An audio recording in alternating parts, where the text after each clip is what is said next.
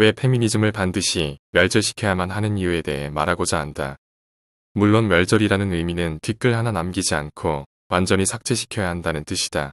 인류 역사에 존재해온 모든 사상이나 이데올로기는 성공한 것이든 역사 속에 묻혀 미약하게 남아있든 그 나름대로 다양성을 존중받아야 할 이유는 분명히 있다.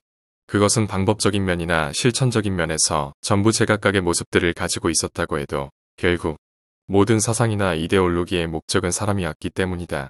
따라서 현실적으로 대부분의 사람들에게 부합하지 않는 사상이나 이데올로기라 하더라도 소수의 사람에게는 적용되어질 수 있다. 그렇기에 다양성의 관점에서 존중받지 못할 사상이나 이데올로기는 없다는 뜻이다. 그러나 페미니즘은 다르다. 사람을 목적으로 하는 이데올로기가 아니라 여자를 목적으로 하며 대부분의 경우 목적인 그 여자는 소수 페미니스트에 국한되기 때문이다. 그리고 목적을 달성하기 위해 수단과 방법을 가리지 않는 데 있어서 인간 본성을 파괴하는 것도 마다하지 않는다는 것이다.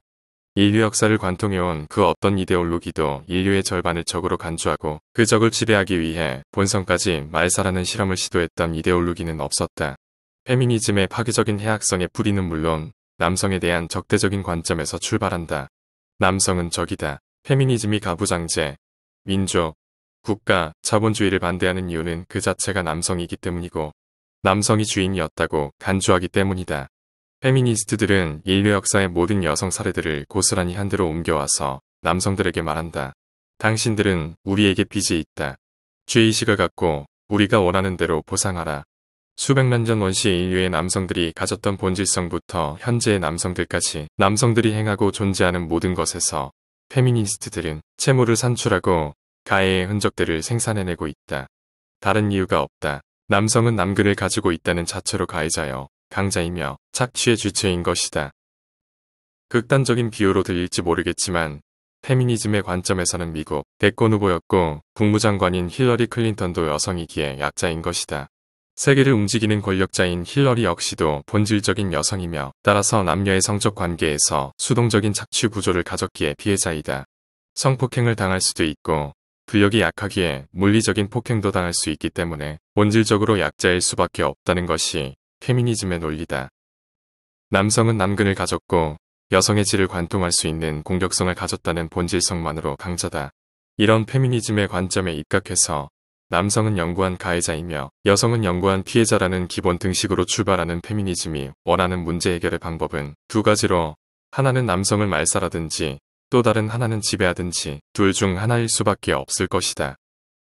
왜 평등하게 공존할 수 있는 가능성은 제외하느냐고 묻는다면 그 질문에 대한 대답은 오히려 페미니스트들의 몫이다. 본질적인 가해자와 영구한 피해자에게 평등한 공존이 가능한 일이겠는가? 남성에 대한 말살과 지배에 관한 페미니즘의 시각을 극단적으로 보여주는 예가 있다. 실리 밀러 기어하트가 여성의 미래에서 주장한 내용들을 간추려 본다면 첫째, 미래의 주인이 여성임을 인정할 것. 둘째, 전 세계의 종에 대한 번식과 보존의 권리를 여성이 독점할 것. 셋째, 남성 역할을 줄여 인류의 10%로 제한할 것.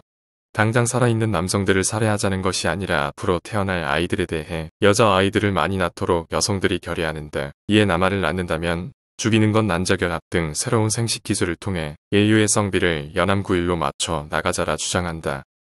미국 시사평론가 러시 림바우를 비롯한 미국 언론에서 페미니스트들을 페미나치스라고 부르는 이유를 알 것이다. 아니, 유대인 600만을 학살한 나치는 30억 이상의 남성을 말살하고 나머지 10%만 남겨두어야 한다는 페미니스트들에 비한다면 유치원생 수준에 불과하다. 가해자에 대한 응징을 위해 남성이 성충동을 가지고 발기할 수 있는 남근을 가진 이상 영원히 가해자이며 강자일 수밖에 없는 근본 원인을 제거하는 데는 이런 방법이 페미니즘으로서는 최선일지 모른다. 이런 생각을 할지도 모르겠다. 설마 이런 방법이 현실적이라고 생각할 수는 없지 않겠는가? 자, 예를 들어보자.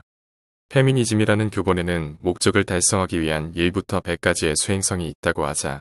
위에 언급한 기어하트의 수행성은 1부터 100까지의 방법 중 90에서 100번째쯤에 있는 극단적인 것일 수 있지만 분명 페미니즘이라는 텍스트 안에는 존재하는 내용이다.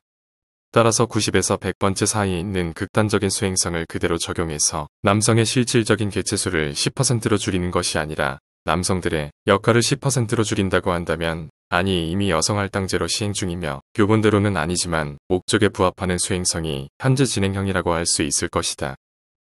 현대의 남성들은 한 번도 가부장제의 주인인 적이 없었고 권리와 권위를 가지고 여성을 억압하고 착취한 적이 없지만 할아버지와 그의 할아버지, 그의 할아버지들의 원죄를 갚아야 하고 남근을 가진 남성으로 태어나는 순간부터 가해자의 죄의식으로 피해자에게 보상을 해야만 하는 업보를 가지게 되는 것이다.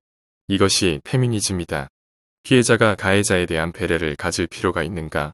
피해자가 가해자에게 사랑, 믿음, 관용, 인내 등의 관념적 가치를 가질 필요가 있겠는가? 가해를 당한 만큼 눈으로 보이는 결과를 얻어내고 피해를 회복하려는 강박적인 이기심의 등식으로 움직이는 것이 페미니즘이다. 물론 본인들이 임의대로 설정한 피해에 대해서 말이다. 생물학적인 차이로 인해 여성이 억압과 착취의 대상이 된다는 발상 자체가 페미니즘이 설정한 가해자와 피해자의 관계가 영원하다는 것을 의미한다.